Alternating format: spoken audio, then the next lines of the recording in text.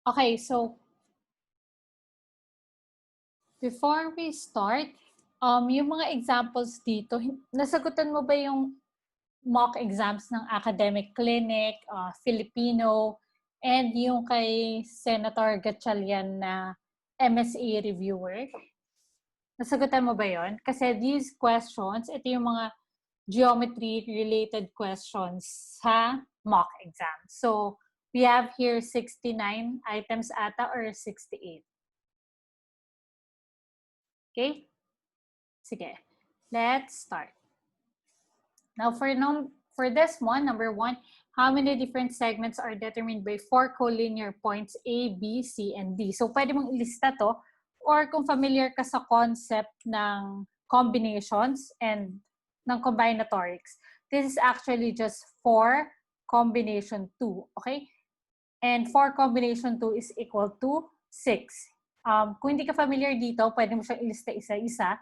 We have AB, segment AB, segment AC, AD. Okay, then you have BC, BD, tsaka CD. Okay, so we have 1, 2, 3, 4, 5, 6 segments. So ang sagot dito is letter C. Okay? Now, how about here? Which of the following statements is or are true? So the first statement is 2 points are contained in one and only one line. This is true, okay? May theorem, may postulate tayo dito that kapag meron kang 2 points, there exists exactly one line na nagpapass through sa dalawang point na yon, like this one. Okay, imagine na straight yan. Okay?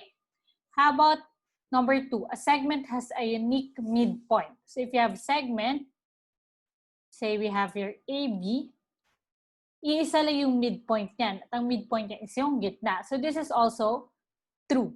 Okay? So kung titingnan mo sa choices, you have 1 only, 2 only, 3 only, and letter D is 1 and 2 only. So kahit hindi mo na i-check yung third one, we can answer na letter D.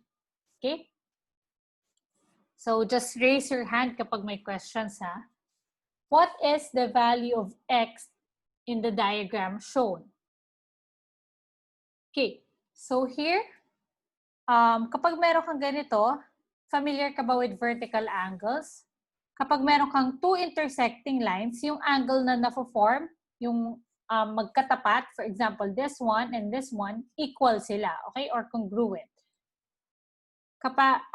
Another one would be, itong angle na to dito, and itong angle na to dito, sila naman yung congruent. So here, we have 2x is equal to x plus 22. So solve for x, we have 2x minus x, x is equal to 22, or letter A. How many sides of a regular polygon if it has a sum of 1,800 in its interior angle. Okay? So kapag meron kang regular polygon, ang ibig sabihin niyan, meron kang equal yung side lengths at saka at the same time, equal din yung interior angles. So ang sum ng angles mo, sum of interior angles ng regular polygon is given by this equation. Okay? You have 180 degrees times n minus 2. Yung n dito is number of sides. Okay? Yan yung hinahanap natin, number of sides. So here we can simply solve for n. Given tayo ng sum of interior angles, which is 1,800 equal to 180 n minus 2. Divide both sides by 180. Cancel, cancel. Ito, 1,800 over 180, we have 10. So, 10 is equal to n minus 2. Ang n natin is equal to, ang n natin is equal to, add 2 on both sides, we have 12, or letter C. in a regular hexagon, so take note nung, oops, kaya may nakalagay dyan na regular hexagon para alam natin na yung angles natin are congruent, okay? So yung sum ng interior angles natin, again, is 180 degrees and minus 2. Tama? Yan yung sum ng lahat ng interior angles. So let's say ito yung hexagon natin. Ano yung hexagon? Ilang sides yun? Meron siyang 6 sides, okay? Yung sum ng interior angle niya daw is given by this equation. So ano sa tingin mo yung sum ng each interior angle? Since equal silang lahat, okay? We have 1, 2, 3, 6 interior angles na congruent.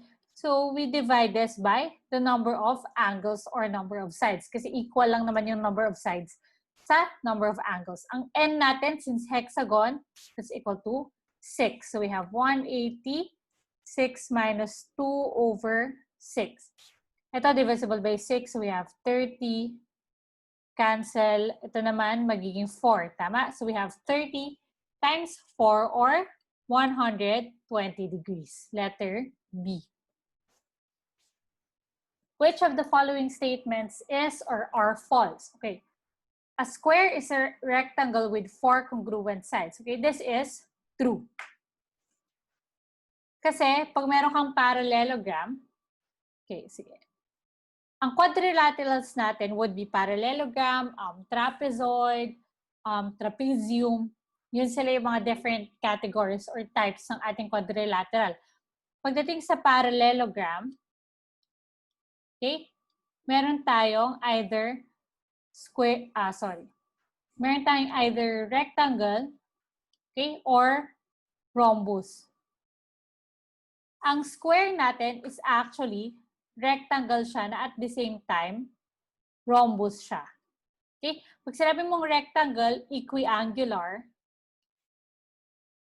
ibig sabihin equal lahat ng angles niya. Pag rhombus naman, equilateral. Or in short, equal yung sides niya. Eh yung square natin, equal yung sides at the same time, equal yung angles. Lahat ay 90 degrees. Tama? So, first statement is true. Rectangles have no congruent angles. This is false kasi nga, ang ating rectangle ay equiangular na parallelogram. Okay? And lastly, we have a rhombus is a parallelogram with 4 congruent sides. Okay? Ito yung definition ng rhombus. Parallelogram siya na equilateral. So, congruent yung sides niya. So, this is true. So, ang answer natin here is letter B.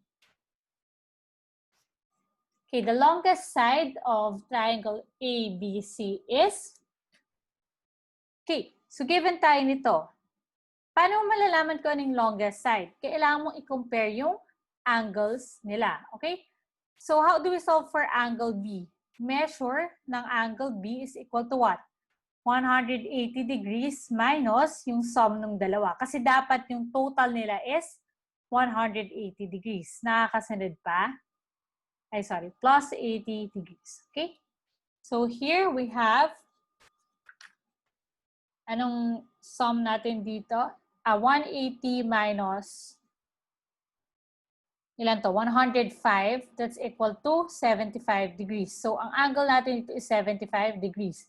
Now, ang longest side ng triangle natin should be opposite nung largest angle, which is itong 80 degrees. So opposite niyan is AB or BA. So, ang longest side is letter C.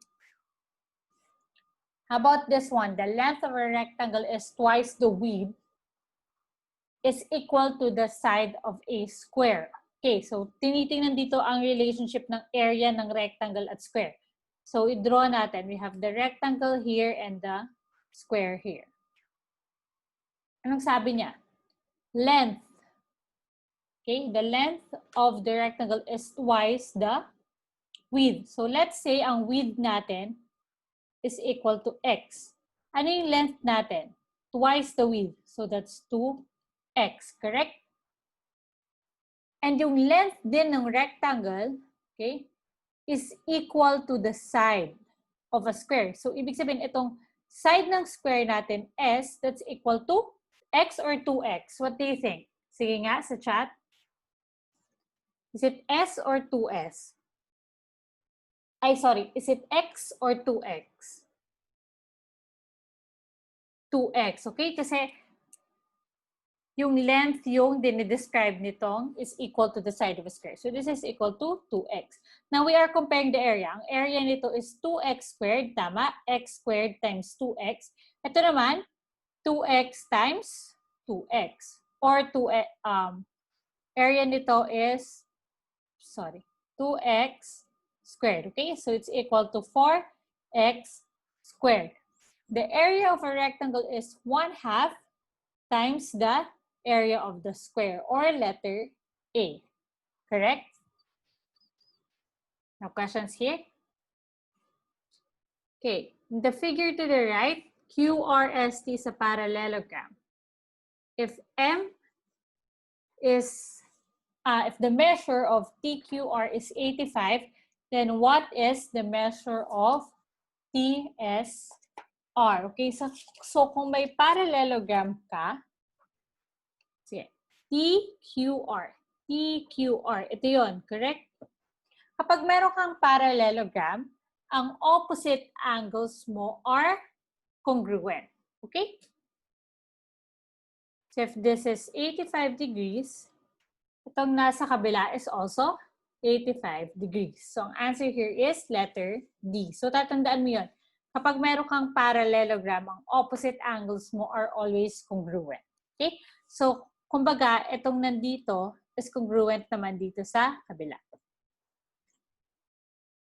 Okay, the figure at the right, what is the value of y? Okay, so yung concept na kailangan mo dito is yung sa vertical angles tsaka linear pairs or supplementary angles.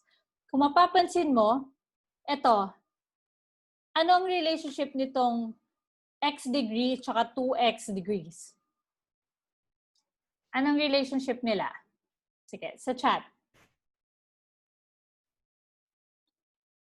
Okay, straight angle. So, dapat yung sum nila, x plus 2x is equal to 180 degrees. So, ang x natin, x plus 2x is equal to 3x. 3x equal to 180. So, ang x natin ay equal sa 60 degrees. Tama?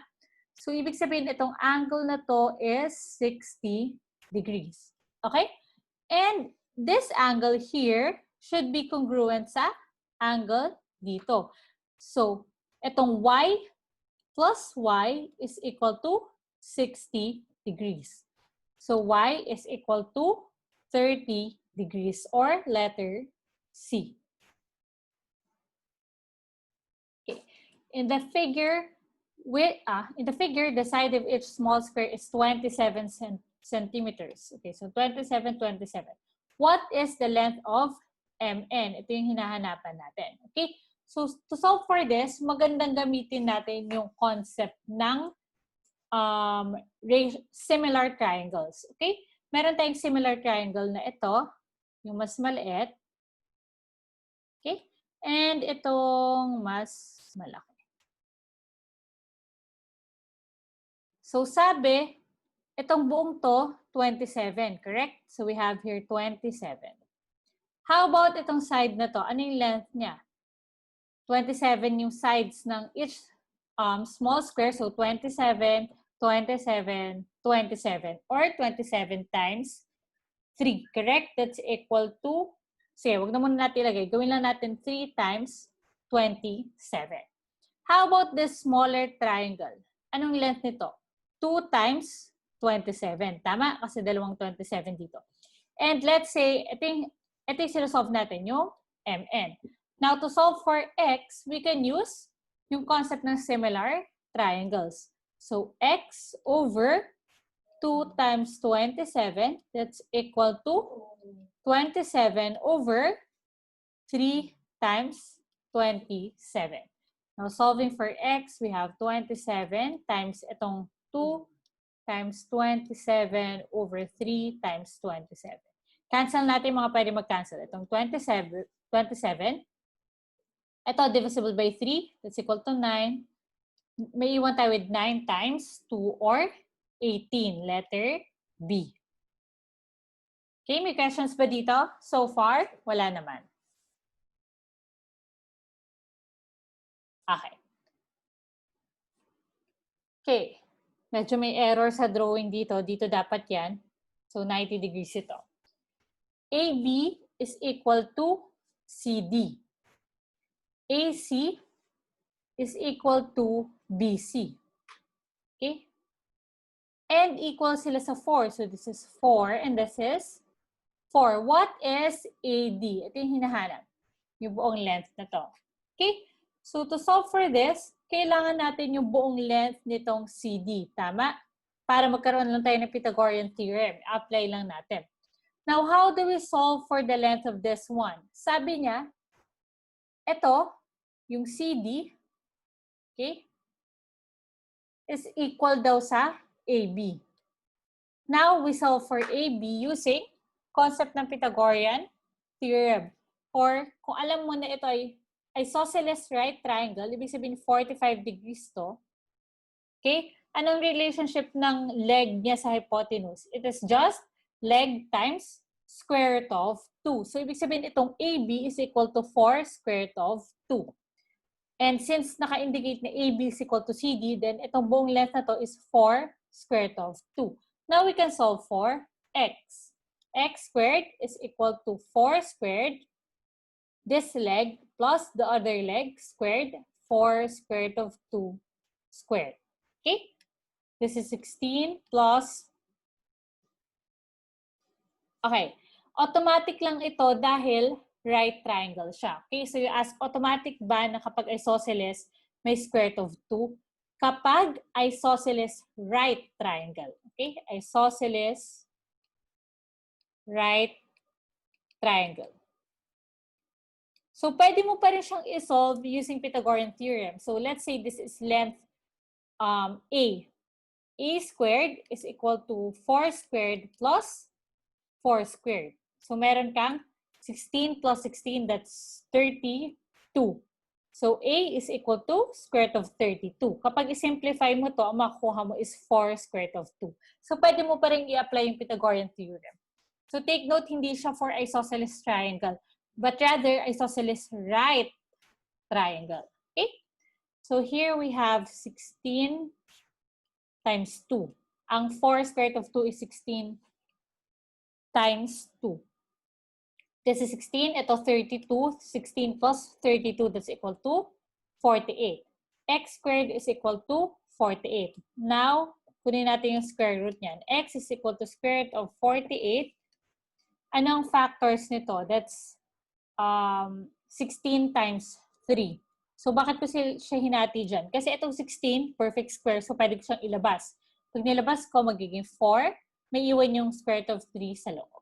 So, x is equal to 4 square root of 3. Okay?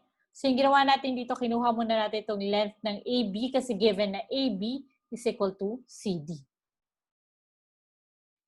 Okay, how about this one? ABCD is a trapezoid with AB parallel to CD. XY is the median.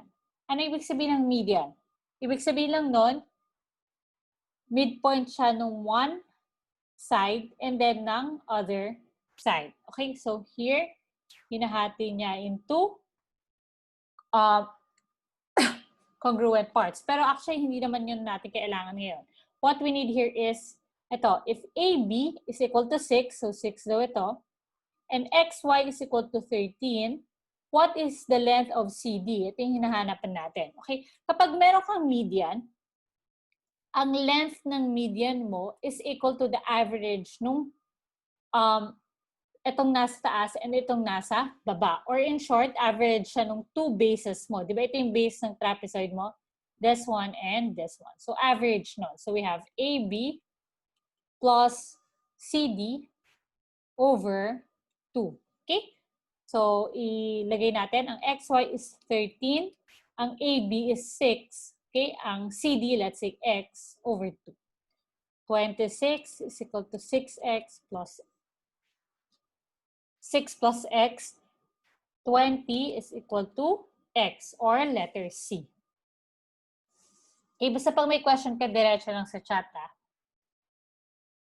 Okay, if the lengths of the sides of a square are doubled, what is the effect on the area? So, pwede mong isipin, mag-assign ka ng any length, let's say X. Okay, pag dinoble daw siya, ang side length, so let's say 2x and 2x, ano mangyayari sa area? Ang area nito is x squared, ang area naman nito is 4x squared. So, kung mapapansin mo, from x squared naging 4x squared, ibig sabihin, mag-i-increase 4 times. Okay?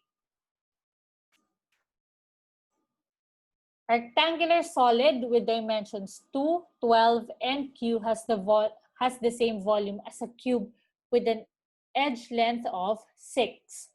What is the value of Q? Okay, same daw yung volume niya sa cube na to. So, volume ng rectangular solid is equal to the volume ng cube. Paano ko papakita? Okay. Mali. Dapat letters na lang ginamit. Volume of rectangular, okay, is equal to the volume of the cube. Given tayo ng length ng edge ng ating cube, so ang volume niya is just equal to, that's edge cube, right? Or 6 cube. How about itong rectangular? Ang dimensions na daw is 2, 12, and cube. Mumultiply lang natin. Length times width times height. So we have 2 times 12 times cube. Solving for cube, we have 6 cube over 2 times 12. Okay, if we simplify natin ito, we have 6 times 6 times 6. Cancel. Iwan ka with 2. Ito magka-cancel 3. Magka-cancel yung 6 and 2, 3. So, naiwan tayo with 3 times 3 or 9.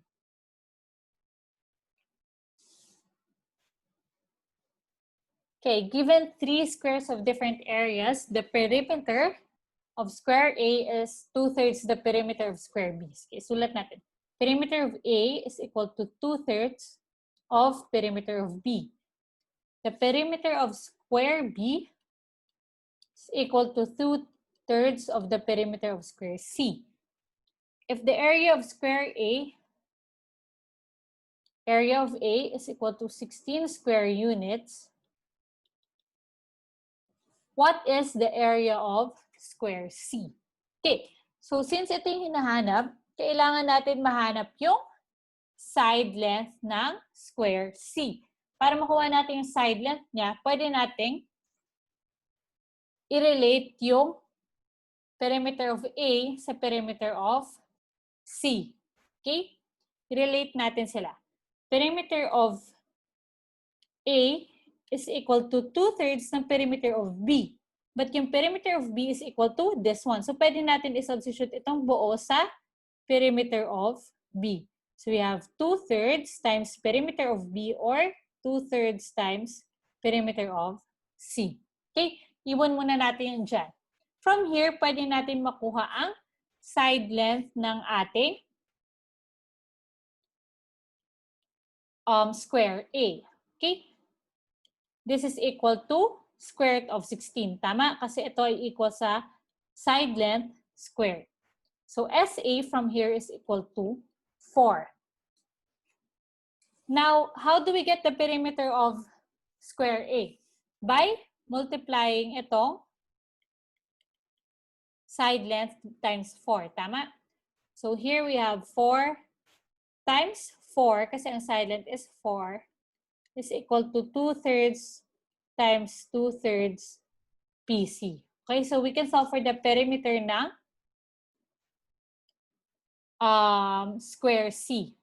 Or pwede natin gawin, i-substitute na natin dito yung 4SC kasi yun yung perimeter ng ating square C. Pero pwede rin i-solve muna natin yung perimeter ng square C. We have 4 times 4 divided by, or reciprocal na lang, 3/2 times 3/2. Cancel. Naiwan yung 2. Cancel. Cancel. Ang perimeter ng square C is equal to 4 times 3 times 3 or 36.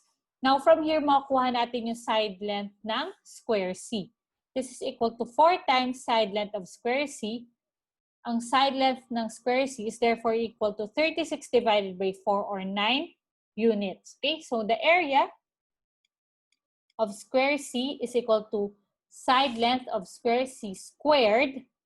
So that's equal to 9 squared or 81. Letter A. May questions ba dito or naka-follow naman?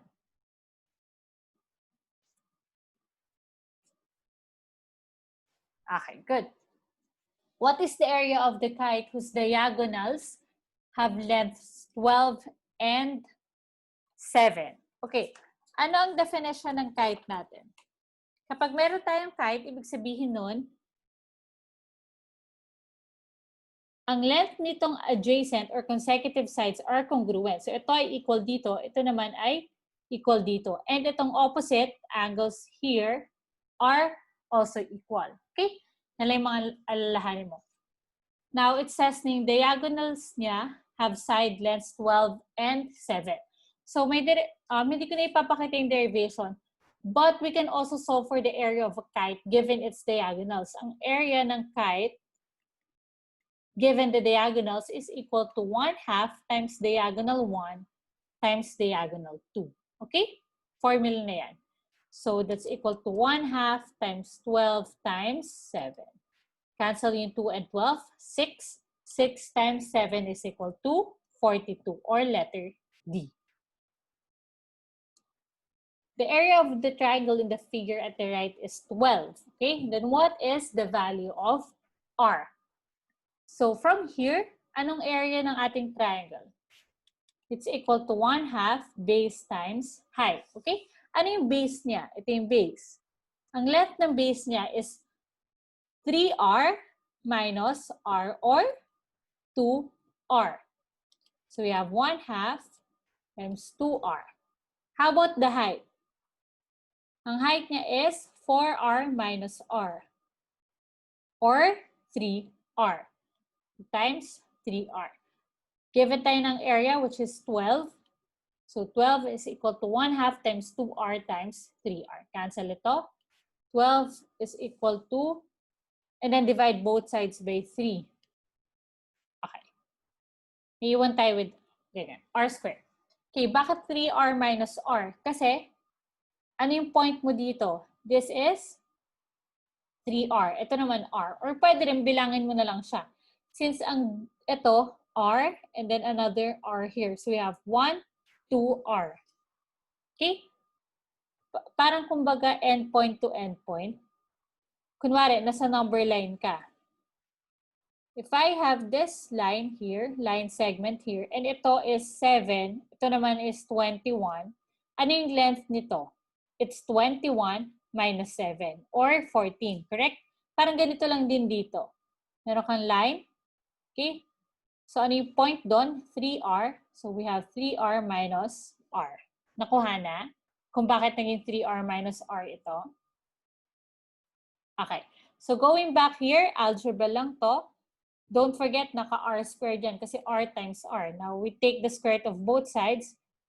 Ay, ito muna. 12 divided by 3, that's equal to 4. Okay? So, square root of 4 is equal to R, or R is equal to 2. Letter C. Pwede mo rin i-check tapos. So, kung 2 yung R, ibig sabihin ito ay 4, and yung height niya naman is 6. So, 6 times 4, that's 24 times 1/2, that's equal to 12. So, tama naman yung nakuha nating value. Okay, in the diagram, each small square is 1 by 1 centimeter squared. What is the area of the non-shaded region? Okay, so yung non-shaded region, ang shape niya is a triangle, correct? So, we can use the area of a triangle to solve for this one. 1/2 base times height. Ang base niya dito would be this one, which is, ilang squares yan? 1 and 1. So, ibig sabihin meron tayong 2 centimeters. So, that's 2. Ang height niya naman, so from here, pababa. Okay? Yan yung height niya. 1, 1, 1. So, we have 3 centimeters. Cancel yung 2. equal to 3 or letter C. Nakuha naman to. Okay? An equilateral triangle has the same perimeter as a square. What is the area of the square if the triangle has side length equal to 12? Equilateral triangle, yung perimeter ng triangle natin is equal daw sa perimeter ng ating square. Hinahanap natin yung area ng square. Okay, so to solve for the area of the square, kailangan natin yung side length ng square. To get the side length of the square, gamitin natin tong condition na equal yung perimeter nila. Okay, so if ang side length ng triangle is 16, take note, equilateral triangle siya. So ibig sabihin, lahat ng sides niya are 16. So perimeter niya is 3 times 16 is equal to, anong perimeter ng square?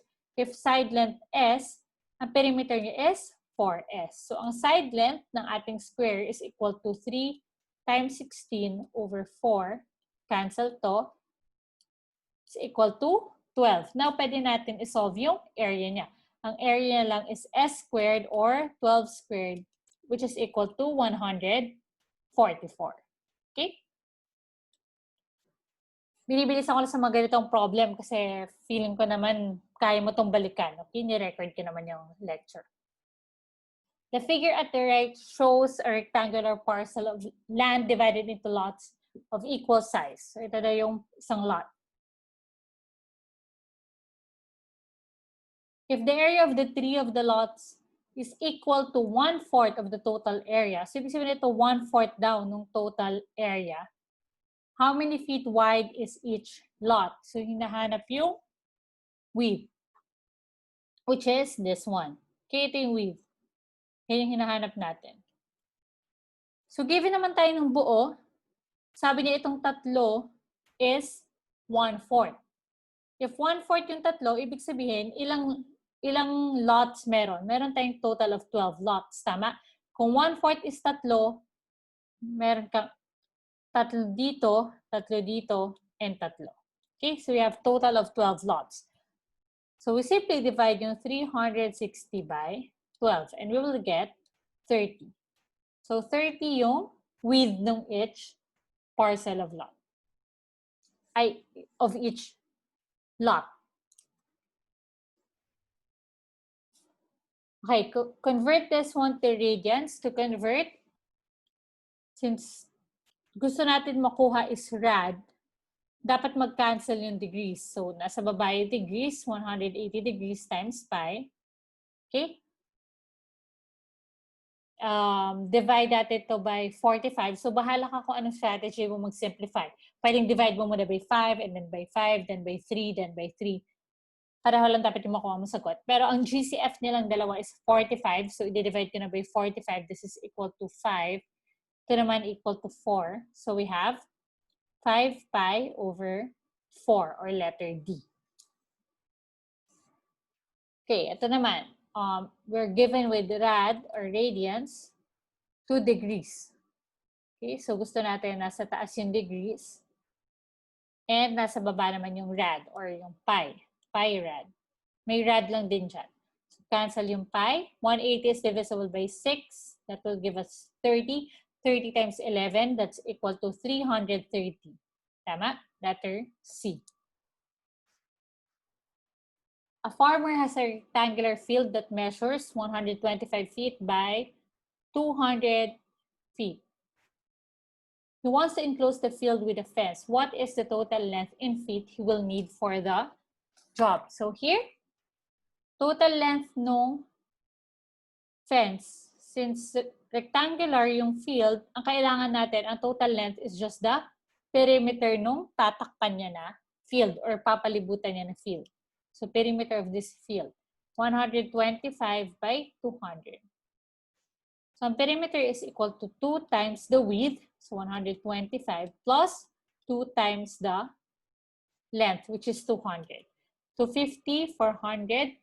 250 plus 400, that's equal to 650 or letter C. Okay.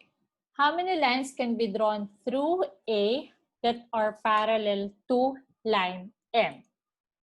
So line M, ito yung tinitingnan natin.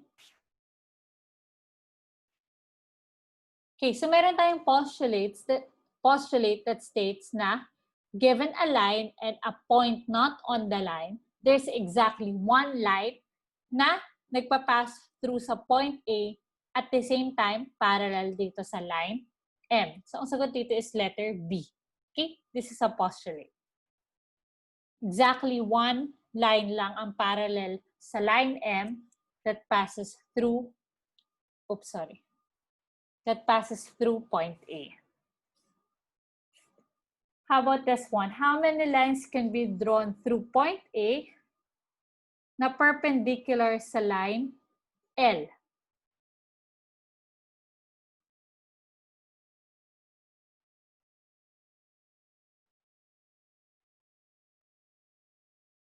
Meron tayo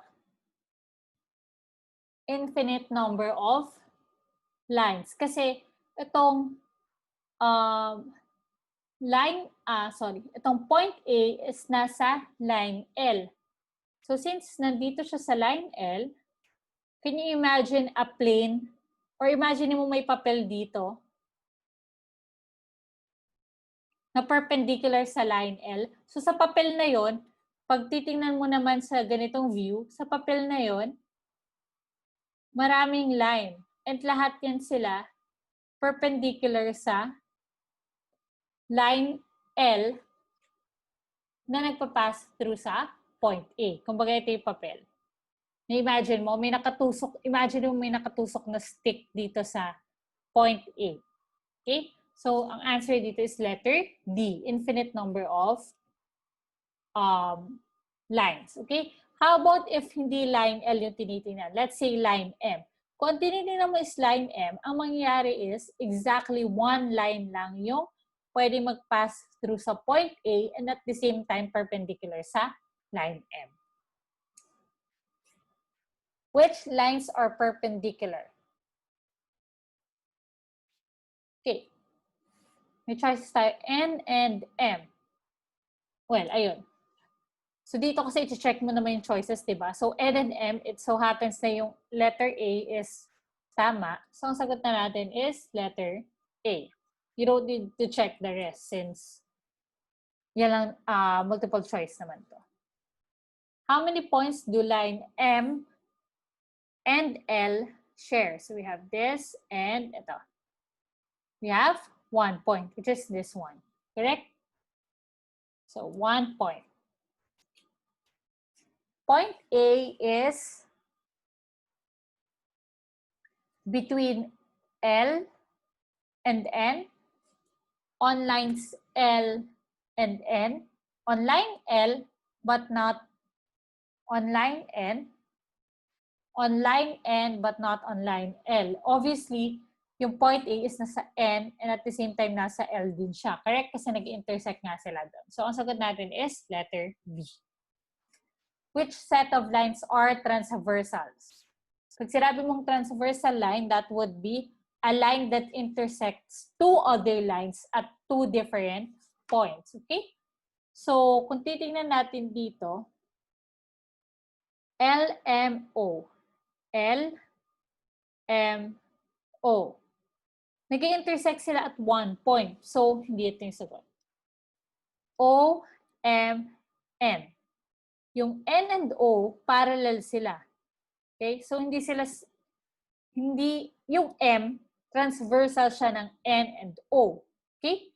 Pero yung N natin, hindi siya transversal ng M and O. So, hindi ito yung sagot.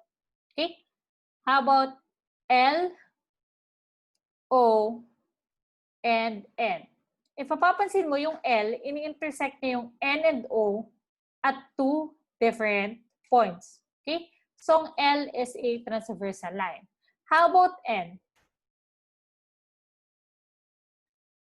Transversal line ba siya? Hindi. Kasi ini-intersect niya ang L, pero hindi niya ini-intersect si O. So, hindi siya transversal line. So, hindi rin ito yung sagot.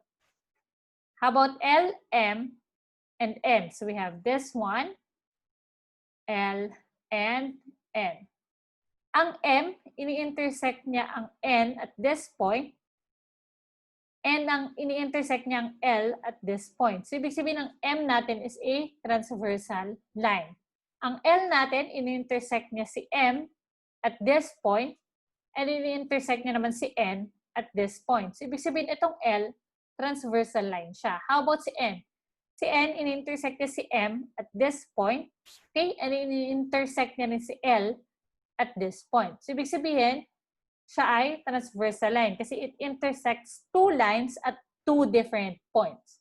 So, silang tatlo ay transversal line. Or actually, hindi ko na kailangan i-check since nakita ko na nga na mali itong tatlong options. Pero okay din ay counter-check, syempre. Number 16, what would be the height of a trapezoidal building if at its base, it's measured 80 feet, its roof line measured 40 feet, and the surface area of one side was 7,200. So, kumbaga, concerned lang tayo sa isang side niya. Okay? I-assume natin na itong side yung sinasabi niya. Tama? So, here, ang roof line daw is 40. Ito naman is 80. Now, given tayo ng surface area, which is 7,200. Ang area ng trapezoidal building is equal to what? 1/2 times height times base 1 plus base 2. So, we have here 1/2. Area is 7,200. Hindi natin alam yung height. Meron tayo ng 2 bases, 40 plus 80 or 120. Now, solve for H. You have 7,200 times 2 over 120. Ito magiging 60. Cancel natin 0. Divide natin ito by 6. Ang makuha nating height is equal to 120. Okay, sa mga arithmetic na lang tong part na to. The volume of a cylindrical aquarium tank is 13,565 cubic feet. If its radius is 12 feet, what is the height to the nearest foot? So if given tayo ng cylinder, hinahanap natin yung height. Ang given tayo with radius, ang radius daw is 12, and volume na 13,565. Anong formula natin for volume of a cylinder? Area ng circle times height. Okay? Volume ng cylinder, area ng circle, so that's pi r squared times height, h. Given tayo ng volume, given tayo ng radius, makukuha natin si height. So, ito, medyo madugong arithmetic to kasi meron tayong pi or 3.14. 12 squared, radius squared. So, 12 squared, that's 144 h. Okay? So, height is equal to 13,565 over 3.14 times 144. Okay, medyo mahabang ano to, but if you divide this, makukuha dapat that height is equal to 30 feet. Answer natin here is letter D. Okay. Cylinder ulit tayo. The height of the cylinder is 3 times the radius of the base of the cylinder. Find the radius and the height of the cylinder. Given naman tayo this time na surface area. Okay? So, ang surface area niya, if you have a cylinder, would be area ng dalawang circle, okay? And area ng itong part. Which is, kapag ilatag mo siya ng flat, would look like a rectangle, okay? Kung saan, if this is height, ito yung height niya. And ano naman yung side na to? That would be yung circumference ng circular na base mo, okay? So, ang surface area ng ating cylinder is equal to 2 times area of this. So, that's pi r squared plus, anong circumference dito? 2 pi r times height. So, meron tayo itong equation. Now, may relationship tayo ng height and radius. Ang height niya daw is 3 times the radius. So, h is actually equal to 3r. So, i-substitute natin yung 3r dito sa height. We have 2 pi r squared plus 2 pi r times 3r. So, i-simplify natin sila. Ito ay magiging 2 pi r squared plus 6 pi r squared. Or 8 pi r squared. Given tayo na surface area, 2,512 over this. So, if we multiply 8 pi, 3.14 times 8, that's equal to 25.12. So, kung mapapansin mo, medyo mas madali siya compared sa kanina. Okay? This is 25.12 r squared equals to 2,512. Divide both sides by 25.12. Cancel, cancel. May iwan tayo. Ito, 2,512 over 25.12 equal to sa 100. So, r squared is equal to 100. So, r is equal to 10. Ang height natin, 3 times nito. So, 30 or letter B. Three concentric circles whose radii are in the ratio 2:3:5.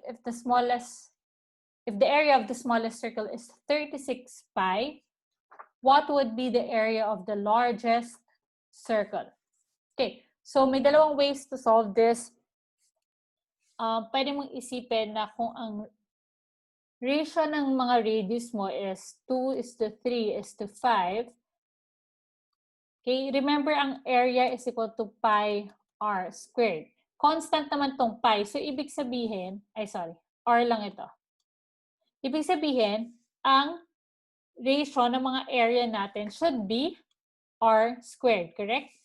So, it's equal to 4:9:25.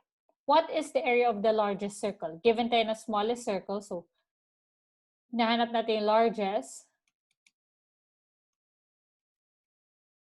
Ang area ng ating largest circle, let's say x, over nung smallest, which is 36 pi, should be equal to,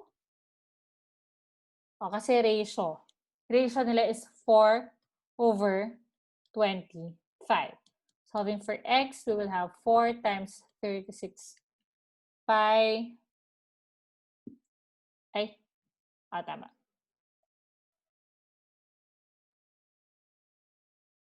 Over, tama ba? Mali, wait lang. Sorry, baliktad pala to. Kaya pala ako nalilito. 25/4. Kasi largest over smallest. So, solving for x, we will get 36 pi times 25/4. Magka-cancel sila. 9. 9 times 25, that's equal to 225. May pi pa, so 225 pi. Or letter D. Or, pwede mo namang isolve yung radius ng smallest circle, 36 pi, is equal to pi r squared. Makuha natin r here would be, magkakancel lang yung pi niyan. So, ang r squared is equal to 36, r is equal to 6. If r is equal to 6, ano yung sa largest? That would be 5 times 3 or 15. So, kunin na natin yung area ng largest. 15 squared, that's equal to 225 pi. Okay? So, either method na gawin, makakuha pa rin yung the same answer. Which choice below has the most points? Okay, so here, alam ko that array is a subset of line, but dito, ang sagot would be no determination can be made. Kasi lahat naman sila ay set of points and set of infinite points. So, answer here is letter D. Lines are always, pagdating sa plane geometry, ang lines natin are always straight. Okay? Hindi naman siya finite kasi infinite nga yung line natin. Wala siyang end. Okay? Non-collinear. Ang ironic naman nun kasi we're talking about lines here. So a line is could be collinear to another line. So hindi to always true. So ang always true would be that lines are always straight pagdating sa Euclidean geometry. Collinear points. Definitely not A kasi kailangan natin ng 3 non-collinear points dyan. Collinear points are circular, not necessarily, are non-coplanar or are coplanar. When you have a collinear points, there exists at least one plane kung saan sila ay coplanar. So collinear points are always coplanar. The shortest distance between any 2 points is what?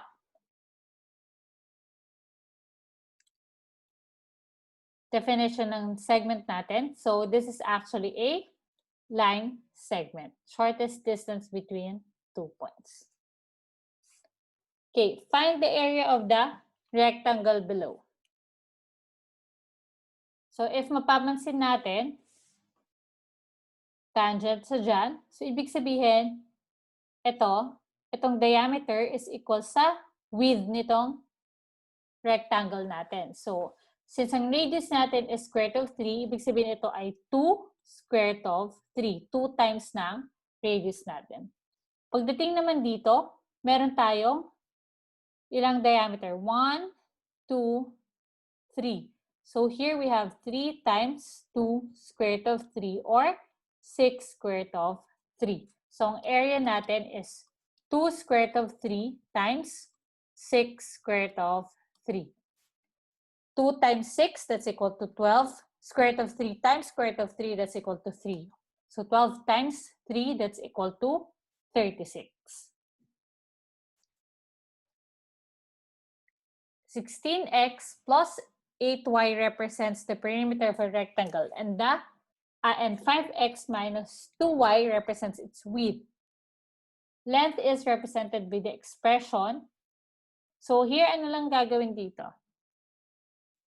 Perimeter is equal to 2 times the width plus 2 times the length. Given tayo ng perimeter, 16x plus 8y is equal to 2 times ng width. Ito yung width natin. So 2 times 5x minus 2y plus 2 times the length. Now, hinahanap natin yung expression natin for the length. To do that, algebra lang, 16 plus 8y minus 2 times 5x minus 2y equal to 2L. So, simplify natin ito. 16x minus 2 times 5x, so that's 16 minus 10, or 6x plus 8y minus 2 times 2, 4y. So 8 minus 4, that's equal to 4y, equal to 2L. Divide both sides by 2. Ang length natin is equal to 3x plus 2y, or letter A. Okay, I want you to read this one, then try mo siyang i-draw or i-imagine. Then let's answer. Ay, sorry, may saglit lang.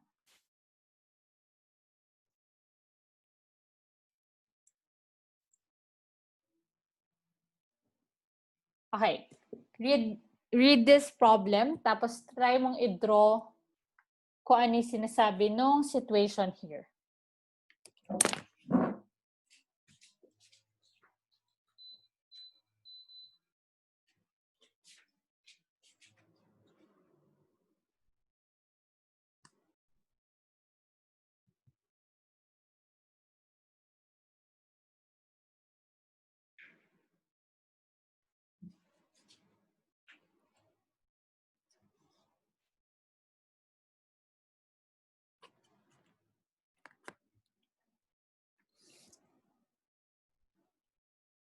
Okay, So, ano sinasabi ng problem na to?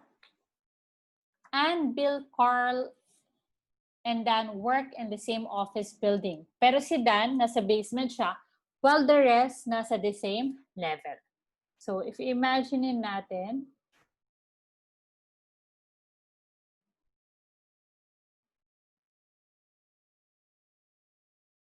kunwari ito yung levels natin, let's say level X and basement.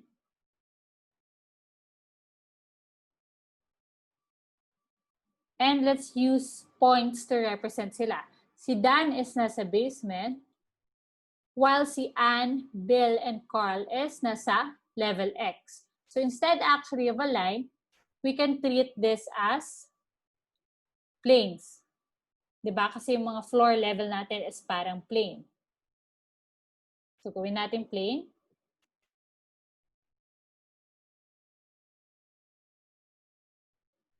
This is basement, this is, and the other one ay yung X. Okay. So, dito naman sa level X, nandun si Anne, Bill, and Carl. Sabi niya kasi, yung 3 cubicles nila do not line up. So, hindi sila collinear, kumbaga. Level X can also be called what? We can call it plane A, B, and, plane Anne, Bill, and Carl. Or letter A. How about this one? If level X represents a plane, then level X has, anong sagot mo dito? A, B, C, or D?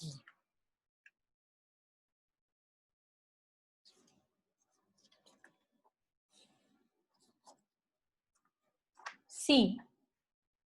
Okay. So, kung iisipin natin dito, ang ating plane, anong definition ng ating plane?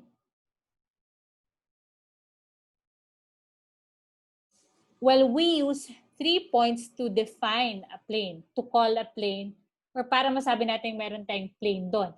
Pero ang plane natin, marami yan siyang point. So actually, the answer here is letter D. Okay? Kasi ang plane natin are made up of lines, and yung lines natin ay may infinite number of points. Okay? And remember, yung plane natin nag-extend din yan siya indefinitely. Okay?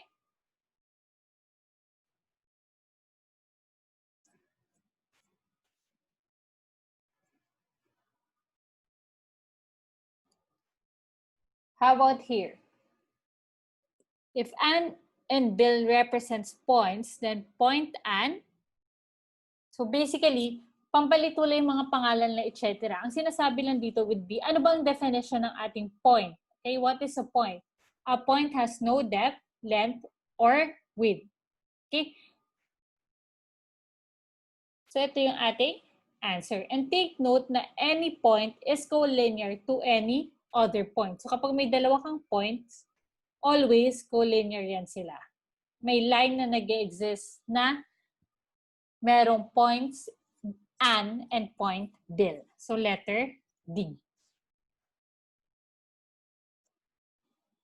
If Anne, Bill, and Carl represent points, then point Anne, Bill, and Carl are, so nasa iisang level sila, so we know na coplanar sila, pero sinabi that the 3 cubicles do not line up, so sila ay non-collinear or letter B. If a line segment drawn between Carl and Dan, a line segment drawn between Carl and Dan is, sige, how about here? Ano yung sagot mo dito?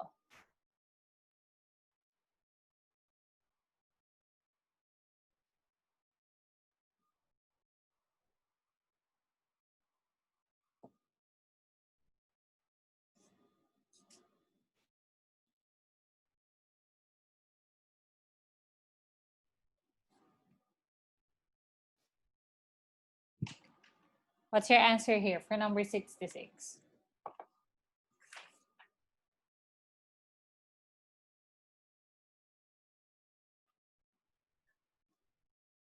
Actually, ang pangit ng tanong na to, okay?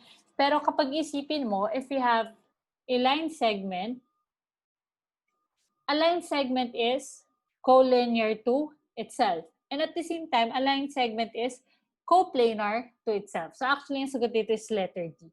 Medyo pangat siya na question. I mean, ang trivial niya na tanong. Kumbaga, isipin mo, if you have this, ang line segment yan is collinear.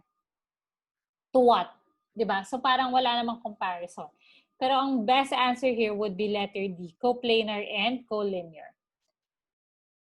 Okay, kasi you are looking at the line. You are not looking at the point. So, if you have a line segment, there exists at least one plane kung saan nag-exist siya. For example, this one, yung line CD, there exists a plane na nag-exist yung segment na yun. For example, it could be this one. Okay? Or pwede rin this one. Okay, so there exists a plane na nag-exist yung CD. So actually, ang pangit nung tanong. Kasi coplanar or collinear to what? Diba? Parang walang sense. But the best answer here would be this one. Kasi yung segment yung tinitingnan mo eh. Hindi yung points. Okay?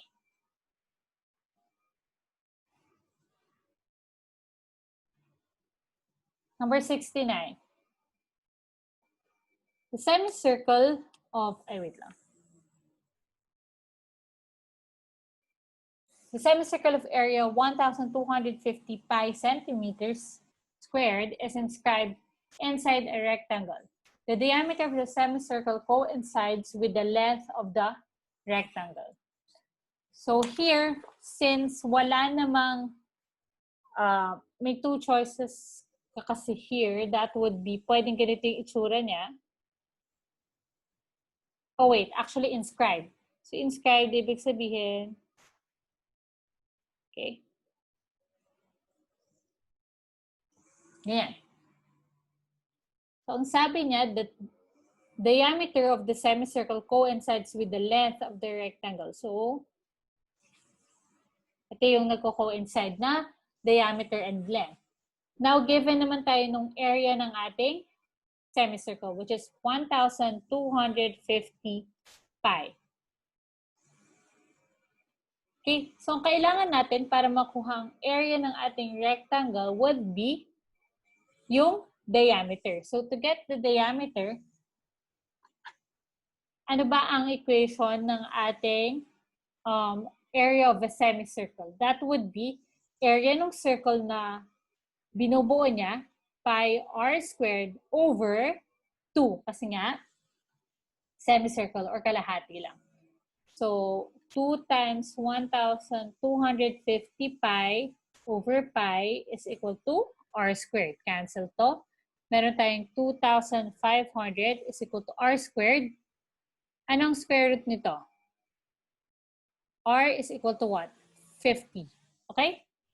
So, since ang radius natin is 50, ibig sabihin itong length is 2r or 100. How about itong height? Anong height niya? Ang height niya would be yung radius lang din, or 50.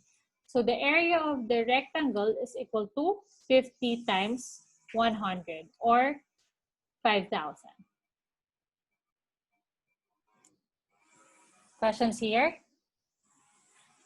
Okay, the circumference of a large wedding cake is 60 inches. If the cake is divided evenly into 12 slices, what is the length of the arc in inches made by 5 combined slices?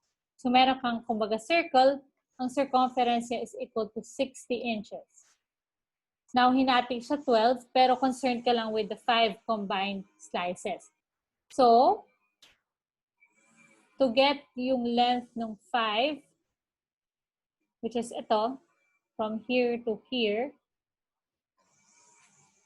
i-ratio and proportion lang natin siya. So, 60 inches, x over 60 is equal to 5 out of 12 slices. So, x is equal to 60 times 5 over 12. Cancel, cancel, 5. X is equal to 25. Parang pa.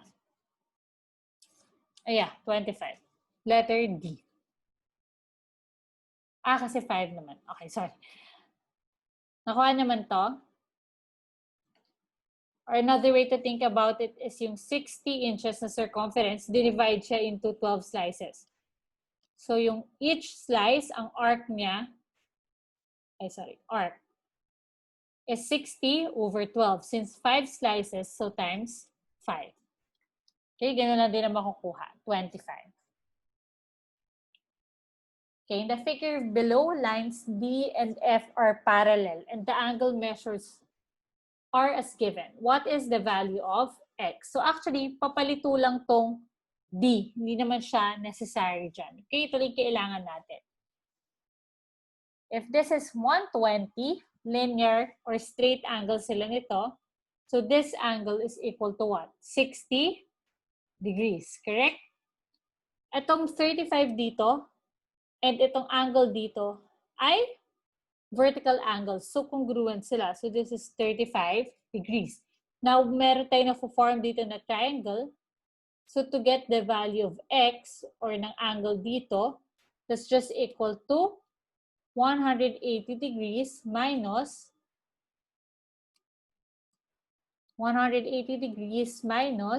35 plus 60 degrees. That's equal to 85. Tama? X is equal to 85.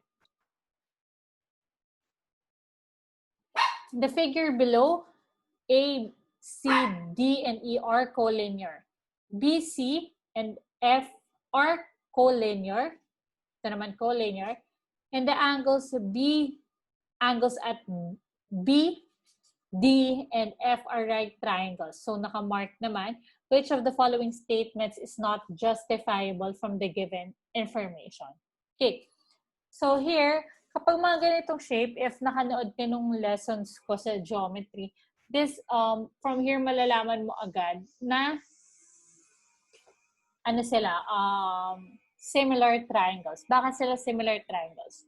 Kasi, since itong dalawang angle na to are equal, pareho silang 90, correct? Sorry.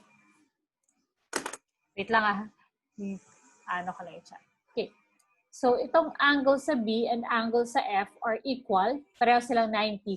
We can say na parallel itong dalawa. Okay? Since parallel yan, equal to, tapos itong vertical angles, masasabi natin that ang triangles ABC is similar to triangle CFE. Correct? Similar triangles sila. Now, ano daw yung hindi justifiable dito?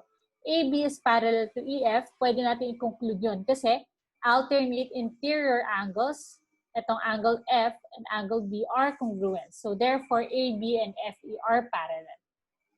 BC is congruent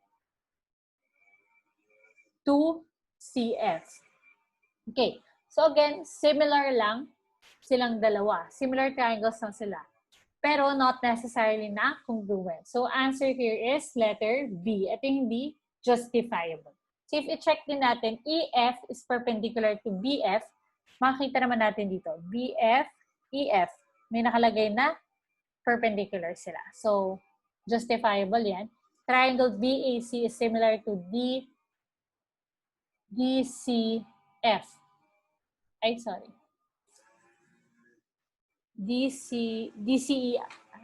DCF. Actually, ito rin pala. Sagot din siya. BAC. Hindi. So, since similar yung BAC tsaka itong DCF, and kapag meron kang right triangle, and kinuha mo yung altitude doon, which is this one, ito yung altitude, makaka-form ka ng tatlong similar triangles dito. That would be yung CDF, CDF, DEF, tsaka yung malaking triangle na CFE. Okay? Since similar si CFE dito kay ABC, then we can say na itong ABC ay similar din sa dalawang smaller triangles, CDF, similar to DEF. Okay, so justifiable din itong letter D. Nakuha ba to? No questions here sa similar triangles. Okay. Hindi siya congruent kasi, as you can see, paano natin, wala kang given about the segments, di ba? May given ka lang about the angles. So from there pa lang, actually, makakonclude mo na hindi sila congruent kasi saan mo naman huhugutin yon. Kasi wala kang given na any length or length relationships, di ba? Wala kang mga segment relationships. Ang given lang sa atin ay right triangles. Other than that, wala na. So, there's no way for us to say na equal yung length nito and ito. Okay, but we can say na ang length nila ay proportional sa length ng other corresponding sides. Nakuha ba? Kasi di ba pag sinabi natin congruent, we're also looking at the length ng ating sides. So hindi natin masasabi na congruent yung dalawang triangle. Sige, go ahead.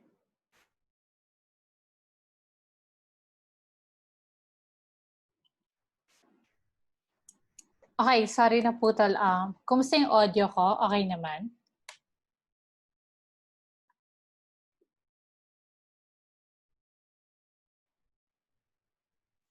Okay, sige. A triangle is composed of angles represented as 3x plus 10. Oops, sorry. 3x plus, sorry. Ayan.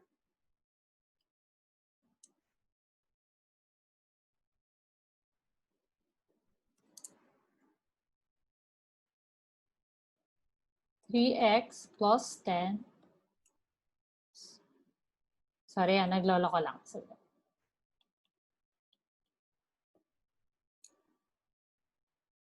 2x, negative 2x plus 40 and x plus 40. So, bakit in-add ko lang sila lahat? Kasi ang sum ng angles na to, ng angles ng isang triangle is 180 degrees. So, isi-simplify lang natin to. 3x minus 2x plus x, we will have 2x, correct? 10 plus 40 plus 40, that's 90, okay, equal to 180 degrees. So, subtract 90 on both sides. 2x is equal to 90, x is equal to 45. So, ang sagot natin is letter A. The diameter of a sphere measures 5 inches. If a cube is inscribed inside the sphere, sharing its diagonal with the sphere's diameter. Okay, what is the side length of the cube? So imagine, wag na natin i-draw yung sphere. Imagine if we have this cube.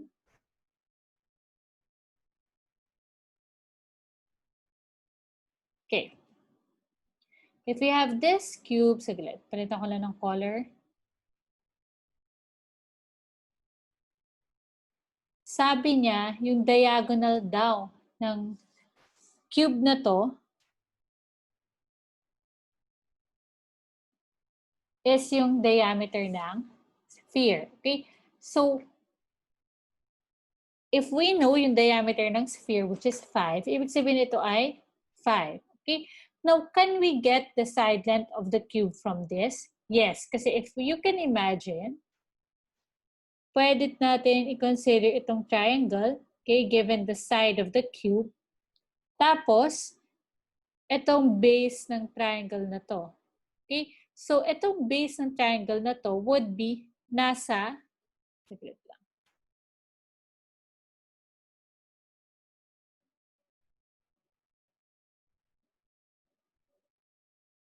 Okay. So, ito, yung base na to, nasa itong face siya ng cube natin. So, perpendicular yan sa side na to. So, if ito-draw natin yung triangle na to, we will have, okay, itong side length na to, so that's S. Itong diagonal ng cube, that would be this one, 5. Okay? And ito naman yung nasa baba. Alright? So this is 90 degrees. Okay? Now, Kung titingnan naman natin, may another triangle, this triangle, itong flat na to dito. Okay, let's say, let's call yung itong x. So, x ito rin yung x, tama? If this is S and this is S, ano yung length nito dapat? Take note, right to kasi yan yung nandito sa baba. Okay, so ito, ang x natin dito would just be S square root of 2. Okay, so yung length nito is S square root of 2. So from here, makukuha natin si side length. 5 squared is equal to S squared plus S square root of 2 squared. Okay? So we have here 20. Sige, gawin lang natin 5 squared. 5 squared. Tapos ito, S squared. Tapos ito naman, 2S squared. Correct? 5 squared. S squared plus 2S squared, that's 3S squared. So S squared is equal to 5 squared over 3. Square root of both sides. Ang S natin is equal to square root of 5 squared. So that's 5 over square root of 3. I-rationalize lang natin. Okay, makuha natin is 5 square root of 3 over 3. Questions here? Or naka-follow naman?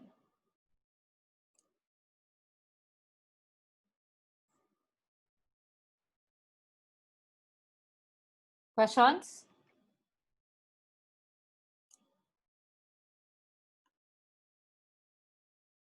Okay.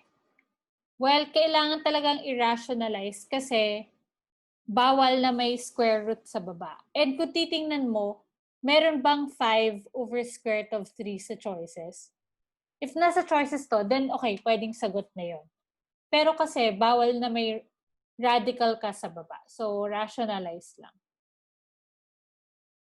Okay? And we will get 5 square root of 3 over 3.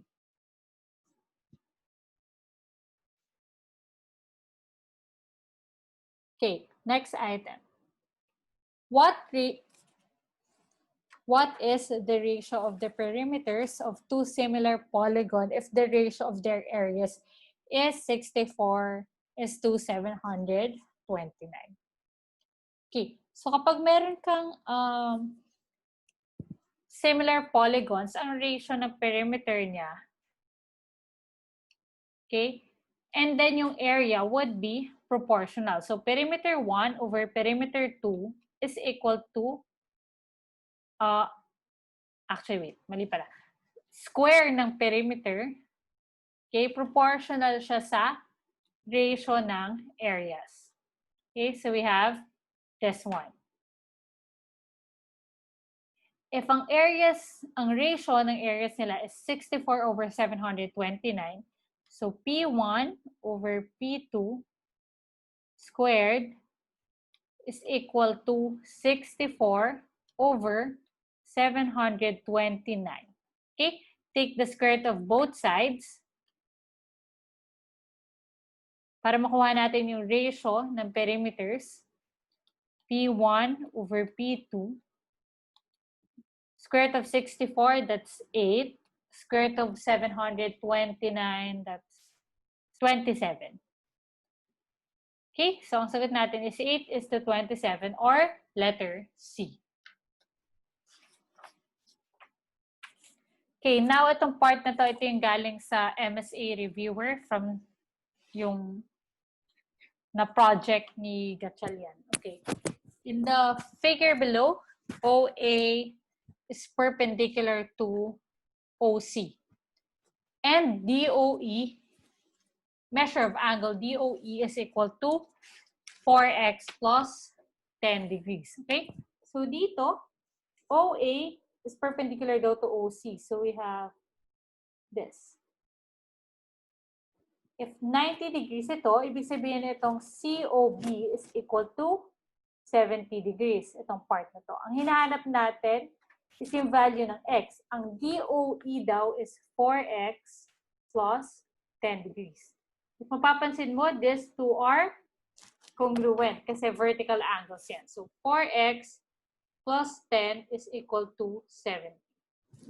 4x is equal to 70 minus 10, that's 60. X is equal to 15, or letter C. Okay, AE intersects BC at point C with measure of angle B equal to 48 degrees. Measure of BCA is 88 degrees. Find X. Ito yung hinahanap na measure. So take note, hindi yan sila congruent kasi hindi naman to dire-diretso dito. Okay? So hindi congruent ang 88 and X. So to solve for X, kailangan natin makuha itong angle na to dito. Bakit? Kasi makaka-form tayo ng triangle dito. Now, how do we solve for this angle? If mapapansin mo, BA is parallel to ED, di ba? Given by this. Kung parallel sila, yung alternate interior angles nila are equal. So, imagine AE is a transversal line. Ito yung alternate interior angles na congruent. Now, can we solve for angle at A? Measure of angle A is equal to what? 180 degrees minus 48 plus 88. So, 180 minus 48 plus 88. Ang measure ng angle A natin is equal to 44 degrees. Tama? So, this is 44 degrees. Ibig sabihin ng measure at angle E is also 44 degrees. Now, since this is 90, ibig sabihin yung sum ng X and 44 should be 90 degrees. Or X is equal to 46 degrees. Letter D. Okay? Nakuha naman to. No questions here. Now, in this figure, find the value of X. Okay. So, yung concept na kailangan malaman mo dito is yung theorem natin that the external angle, okay, or exterior angle sa ating triangle is equal to the sum of the remote interior angles. Ano ibig sabihin nun? If ito yung exterior angle natin, yung hindi niya katabi na interior angles, which is this one and this one, ang sum niya should be equal to this. So let's say this is angle Y. 145. Okay, naghang ako. So take note here, na kailangan mong concept is yung remote angles, okay, exterior and remote interior angles theorem. Na kapag meron kang exterior angle, yung hindi niya katabi, or yung remote interior angle, ito yung remote interior angles, this one and this one, ang sum nila should equal to the exterior angle na to. So 145, ito yung tinitingnan natin na triangle for now, okay? Ignore mo muna yung nasa kabila. 145 is equal to Y plus 30 degrees. Okay? So Y is equal to 115 degrees. If this is 115 degrees, anong angle dito sa kabila? That would be 180 minus 115 degrees or 65. Okay? If mapapansin mo, mayroon tayong marks dito which tells us na ito ay congruent dito. So it follows na yung opposite na angles nun, angles opposite to those sides are also congruent. So if this is 65, ito rin ay 65 degrees. And if we look at this triangle here, okay, itong ganito, X, 65, 65, ito ay exterior angle and ito yung kanyang remote interior angle. So, ibig sabihin, X is equal to the sum of these two, 65 plus 65 or 130 degrees. Letter B. Questions here?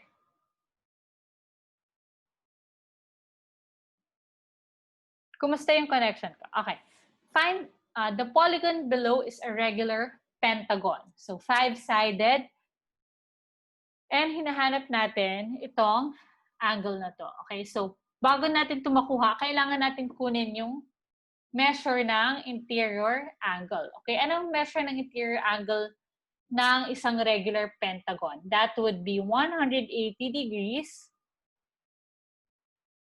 times 5 minus 2. Tama? 180 times 3, that's equal to 540. 540 yung sum. So, anong measure ng each interior angle? If we divide that by 5, makuha natin yung measure ng each interior angle. 540 divided by 5, that's equal to 108 degrees. So, this is 108 degrees. Now, ang regular pentagon, if this is 108 degrees, makuha na natin yung measure nitong angle here and angle here, correct? Kasi, congruent lang itong dalawang sides. Tama? Kasi regular pentagon. So, lahat ng side na is congruent. Pero interested lang tayo dito sa triangle na na-form.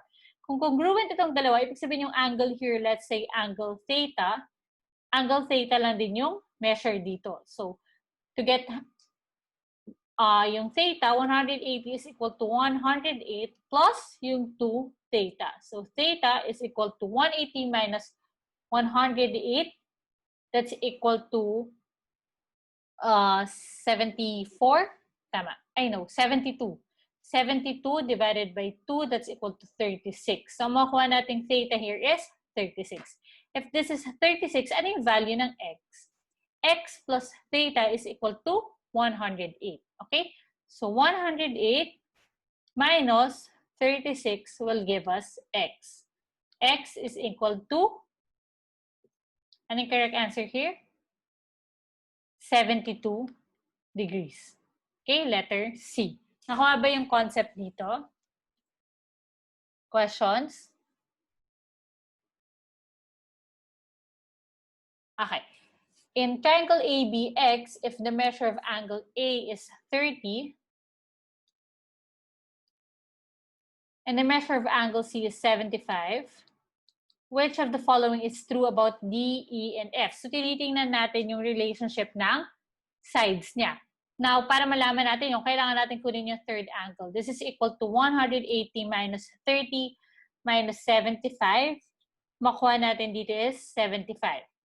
75 itong angle B and angle C. So, ibig sabihin, yung opposite sides niya are congruent. So, itong F and D ay equal. So, D is equal to F. Now, sa choices natin, ang option na lang natin is C and D. Tama? D and F. Now, ang question is, anong relationship nila sa side E? Ang angle B and angle C ay equal and greater than angle A. So, ibig sabihin, ito rin ay greater than side E. Or, saan ba yun? This one. Or this one. Letter C or letter D? What's your answer here?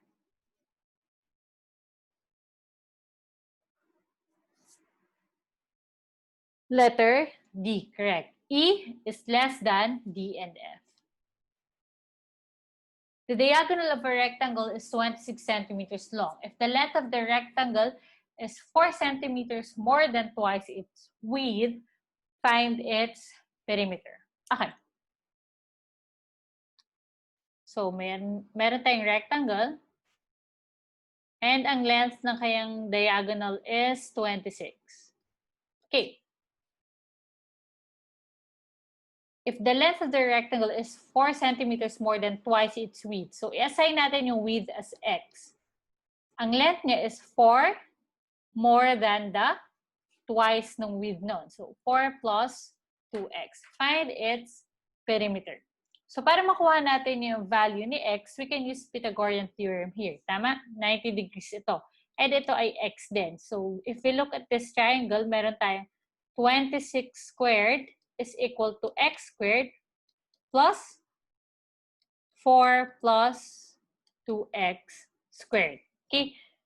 So, ito may application ng algebra dito.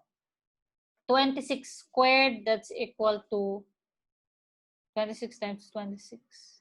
676 equal to x squared plus 4 plus 2x squared, that's equal to 4x squared plus 16x plus 16. Okay? So, to solve for x, ilipat natin ito dito para maging 0 is equal to something. X squared plus 4x squared, that's 5x squared, plus 16x plus 16 minus 676. 16 minus 676, ito ay magiging negative 660. So, ang equation natin dito would be 5x squared plus 16x minus 660 is equal to 0. So, kailangan natin i-factor ito. I-skip ko na yung explanation on that part. Ang factor natin dito would be 5x plus 66 times x minus 10. That's equal to 0. And kung mapapansin mo, dito, ang makuha nating x value would be negative 66 over 5. Tama? If equate natin ito sa 0, which is hindi naman dapat negative yung length. So, automatically, hindi na ito yung sagot. X here is equal to 10. So, ang x natin is equal to 10. Ang 4 plus 2x natin is equal to 2 times 10, 20 plus 4, 24. Okay? Nahanap yung perimeter. Perimeter is equal to 2 times the width. So, that's 20 plus 2 times the length. That's 48 or 68 centimeters. Letter C.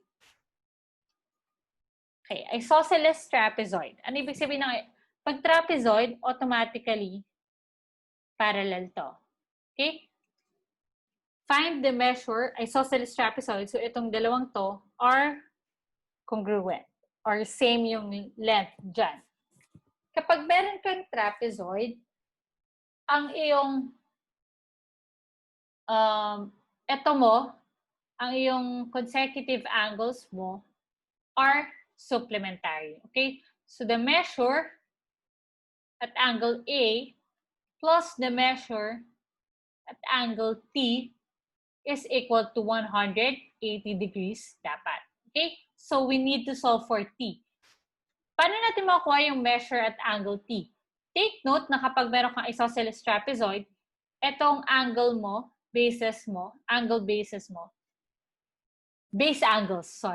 ang base angles mo are congruent. So, itong dalawa, measure of angle H and measure of angle T ay equal. Itong measure at angle M is equal sa measure at angle A. Okay, so itong dalawa pwede natin i-equate. 2x minus 10 is equal to x plus 30. Now we solve for x.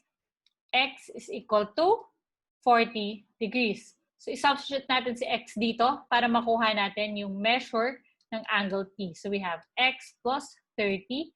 Since x is equal to 40, ang measure ng angle T is 70. Okay?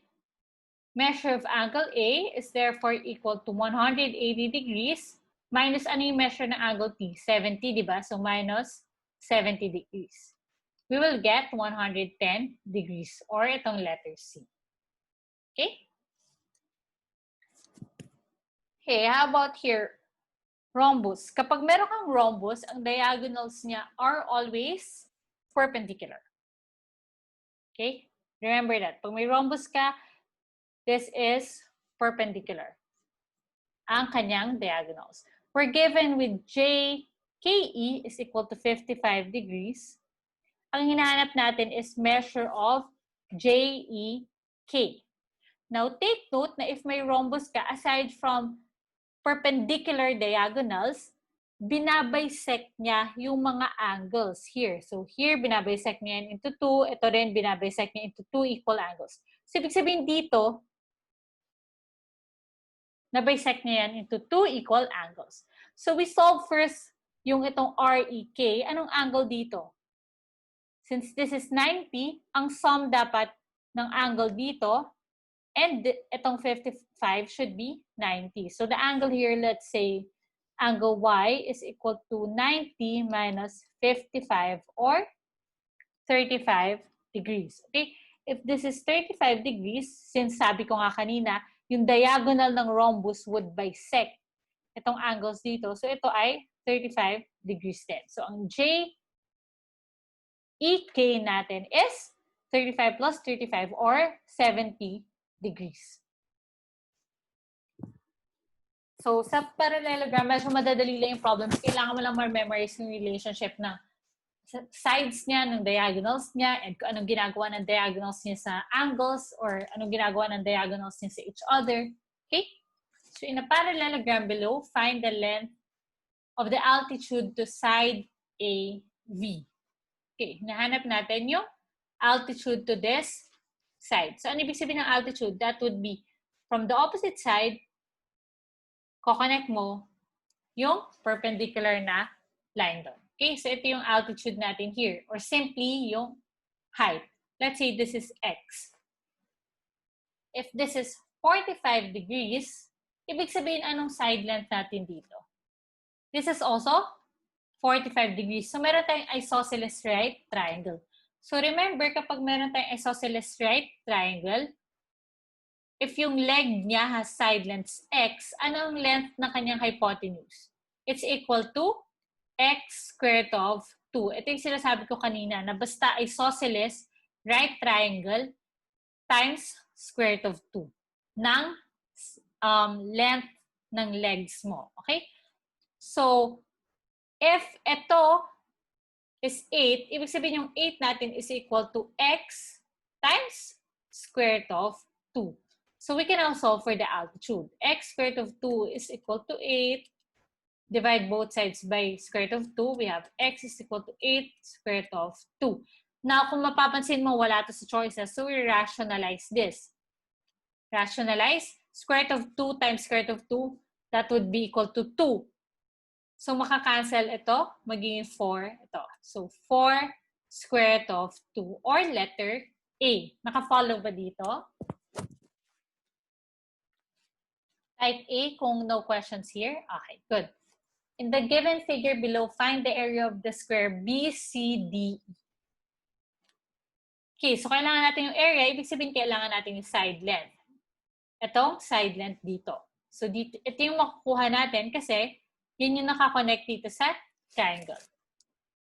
Now, dito naman, meron tayong 30 degrees. So, ibig sabihin, since right triangle ito ay 60 degrees. Meron tayo 30, 60, 90 na triangle. Okay, let's assign this as X. Ibig sabihin, hiwalay natin. If this is 30 degrees, at ito ay 60, ito ay 90, 9 centimeters daw itong nasa baba. Now, ano yung relationship ng sides dito? If yung opposite sa 30 is X, ang opposite sa 60 would be X square root of 3, correct? And yung opposite sa 90 would be 2x. Now, from here, pwede natin makuha si x and eventually makuha natin itong side length dito. Now, solving for x, that's equal to 9 square root of 3. Rationalize natin. Okay, makuha natin here is 3 square root of 3. So, kapag medyo nalilito sa pag-rationalize, I suggest i-practice ito. Okay, if x is equal to 3 square root of 3, ang 2x is equal to 2 times this. So, that's 6 square root of 3. So, ibig sabihin, yung side length ay 6 square root of 3. Saan po nanggaling yung x square root of 3? Okay, ito yung nasa concept ng 30, 60, 90 triangle. So, diniscuss ko to sa geometry lecture. So, try mong balikan or i-backread kung saang lesson yun. But if you have a 30, 60, 90 na triangle, ang ratio ng sides mo would always be ito. Kung ito ay x or 1, ito naman ay 2x, and ito ay x square root of 3. Okay? So, pwede mong isipin to as like trigonometry, pwede din sa geometry na Pythagorean theorem lang. Okay? So, balikan mo lang yung lesson here. Kapag na-assign mo yon, makuha mo yung, if this is 9, makuha mo yung other side. Kasi you just solve for x, then makuha mo yung side dito and ito. Pero ito lang naman yung concern natin, yung nandito sa 2x or yung opposite nito, 90 degrees. So, ito ay 6 square root of 3. Now, to get the area of the square, that would be s squared or 6 square root of 3 squared. This is equal to 6 times 6, 36 times 3 kasi square root of 3 times square root of 3. 36 times 3, that's 108, or letter B. In the figure below, LA is the mid-segment of RCO. Find the length of OC. Okay, pag sinabi mong mid-segment, ibig sabihin, ito, binabisect niya ito, and yeah, binabisect niya ito naman, binabisect niya. Okay? Now, to solve for OC, mas madali na isolve muna natin yung AL. Okay? Kasi itong AL, ang mid-segment ng isang triangle would be 2 times nitong nasa baba. Okay? So kahit anong triangle pa yan, let's say we have ganito. Ang mid-segment niya would be ito, midpoint itong side, and midpoint itong side. Okay? Ang length nito, let's say x, is 2 times nung length ng nasa baba. Or basically, half nitong nasa baba. So if this is x, ito ay 2x. So kahit anong itsura pa yun ng triangle. Not necessarily 90. Okay? Basta mid-segment. So let's solve first for LA. Pero here, it so happens na 90 degrees. So take note na yung mid-segment would be parallel sa other sides. Sa side na hindi niya ini-intersect. So, since parallel sila, ito ay 90 degrees din. So, here we can solve for AL. AL is equal to 17 squared plus, minus 8 squared. Pythagorean theorem lang yan. Square root nun. Okay? 17 squared is equal to 289 minus a squared, that's 64. Subtract sila, that's equal to 225. Okay, square root nito is equal to 15. If AL is equal to 15, since mid-segment siya, ang mid-segment is twice ng base, so ito ay 30, or letter C.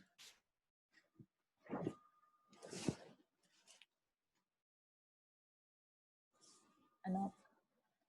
Di ba ikaw yung nanalo din sa earnest learning, tama?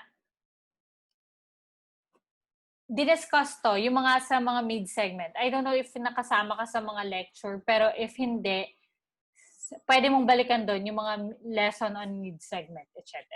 Okay? The ratio of the diameters of two spheres is 3:5. What is the ratio of the surface area? So, pareho lang din to sa kanina. Kumbaga, ang ratio ng area mo is equal to the square nung perimeter mo. Pero since hindi ng perimeter mo, so that would be pi d, tama? Or circumference mo in this case. Since pi over pi lang yan, magkakancel yung pi. So gawin na natin diameter 1 over diameter 1 squared. Okay? So since given tayo ng ratio ng diameters nila, makuha natin yung ratio ng surface areas nila.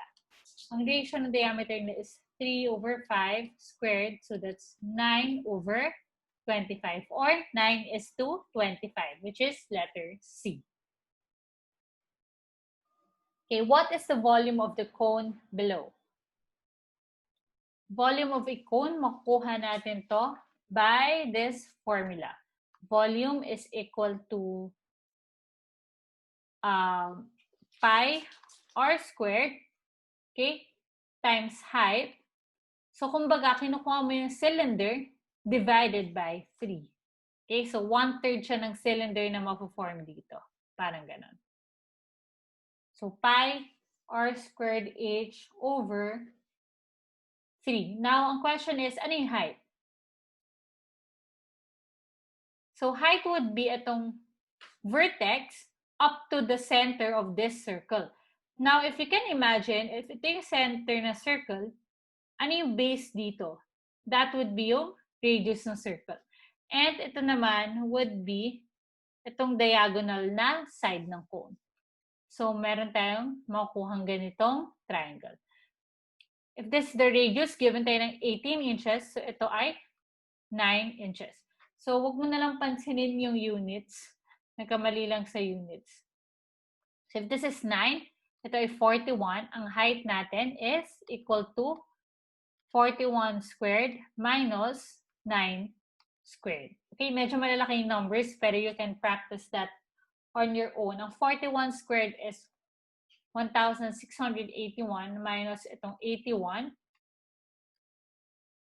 It's equal to square root of 1,600. So, sana marunong ka magkuha na square root ng mga ganito.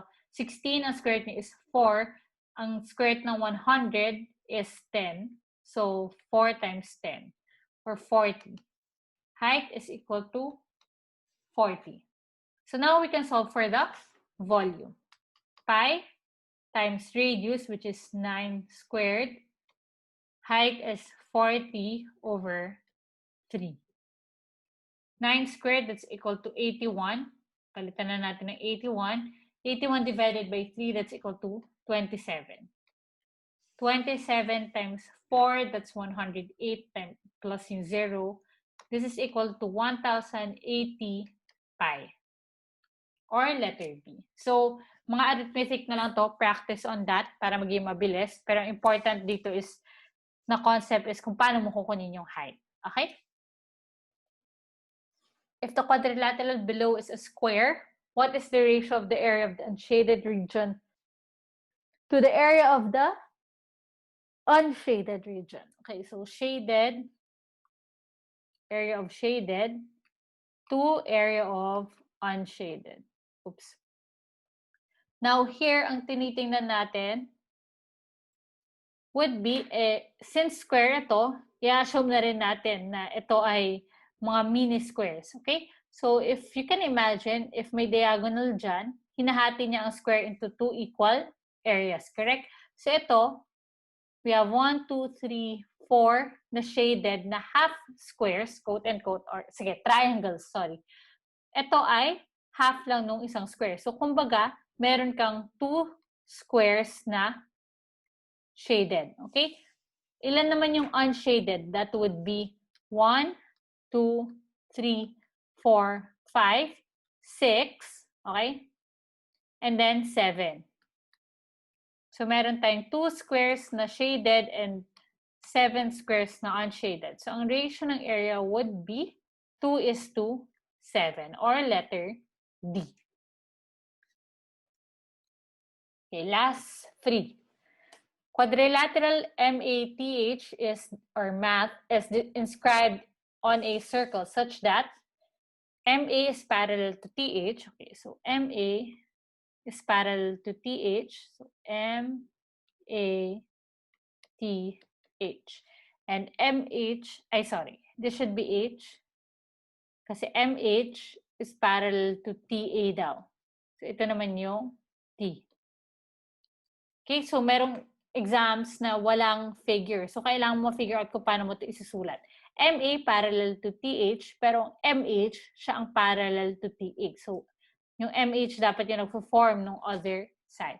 Now, inscribe siya sa circle. Ganyan.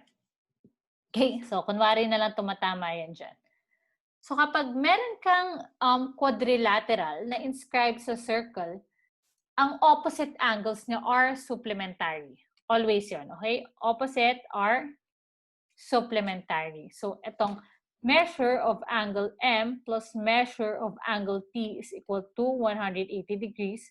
Measure of angle A plus measure of angle H is equal to 180 degrees. Now, given tayo that MA is parallel to TH and MH is parallel to TA. So, ibig sabihin, parallelograms siya.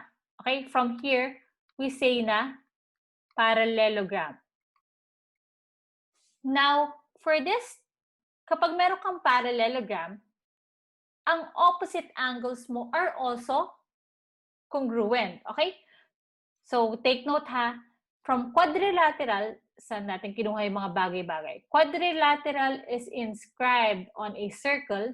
Diyan natin nakuha ito, na supplementary ang opposite angles natin. Okay? Supplementary. Now, since given tayo nito, we can say na parallelogram siya. Now, kapag meron kang parallelogram, ang opposite angles mo are congruent. So, measure of angle M is equal to the measure of angle T. Okay?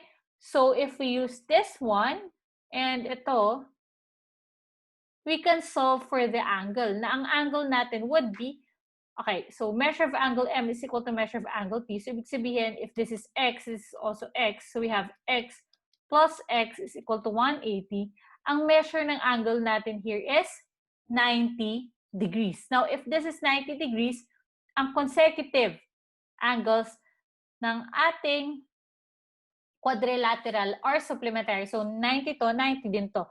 So, for that to happen, kailangan ng ating quadrilateral math is a rectangle. Ito yung pinaka-accurate na description niya. Yes, it is a parallelogram. Okay? This is true. Pero ano yung best description niya? If you have a parallelogram, ang choices mo would be a rectangle, a rhombus, or a square. And ang best choice is rectangle. Kasi pwede siya na square. But again, square is a type of a rectangle. So ang pinaka-general na sagot would be rectangle. Well, I mean, mas general yung parallelogram, pero yung pinaka-accurate na sagot would be rectangle. So, gaya nga na sinabi ko, ito yung pinaka-tricky pagdating sa quadrilateral. Madali lang siya, pero yung sa sides niya and sa angles niya.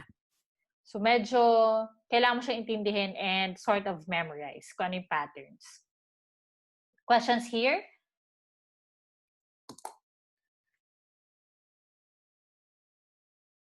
Okay. So, in the figure below, MSA is circumscribed about circle O. Find the measure of angle A. Okay. Tingin na hanap natin.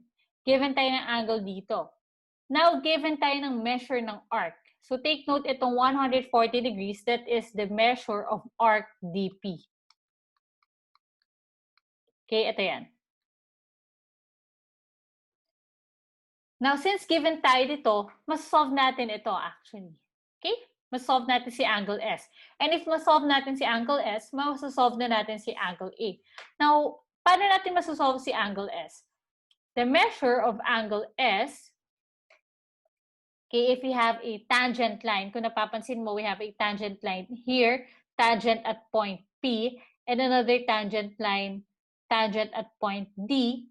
Tapos, nag-intersect sila outside the circle at point S. Meron tayong postulate or theorem that states na ang measure ng angle dito would be half ng difference ng dalawang angle na to. Ano yung sinasabi kong, sorry, not angles, ng dalawang arc na to, which is measure of arc PCD, okay, minus,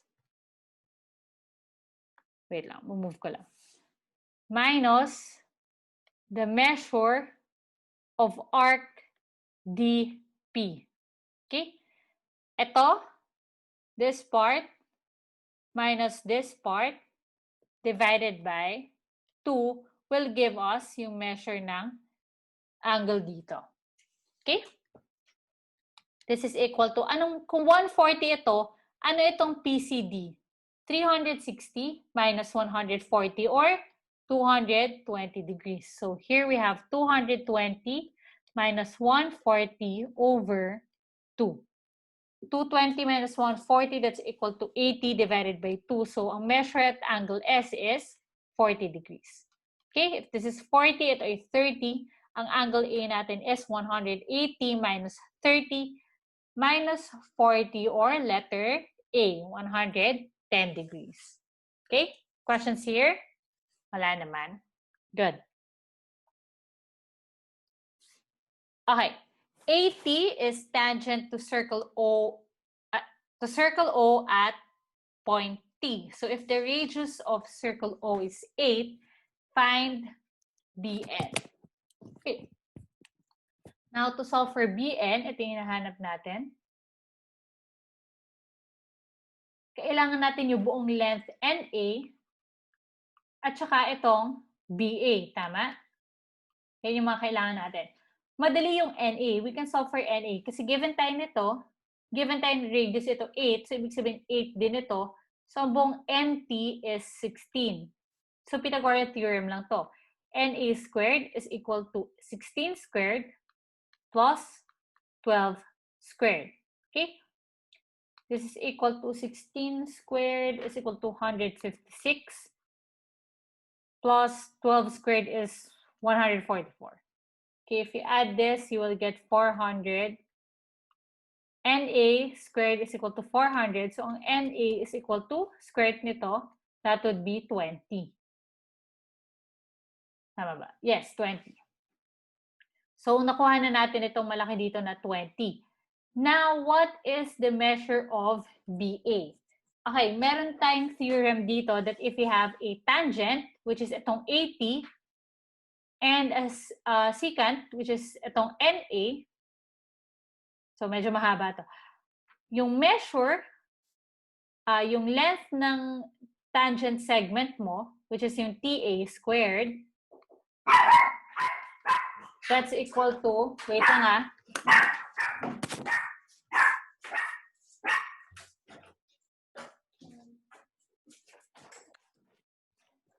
Okay, sorry. Ang TA squared mo is equal to the length of the secant segment. Ano yung secant segment? That's NA times the length of the external segment, which is itong BA. Okay? Meron tayong NA, it's 20. Given tayo ng TA na 12. So 12 squared times BA. Okay? So ang BA natin is equal to 12 squared or 144 over itong 20.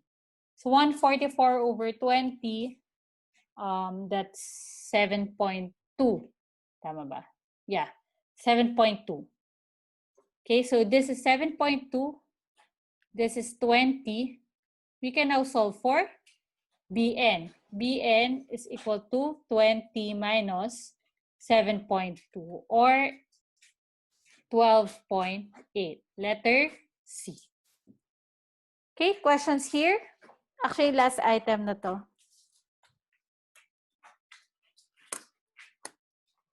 Medyo madali ba yung nabigay kong examples?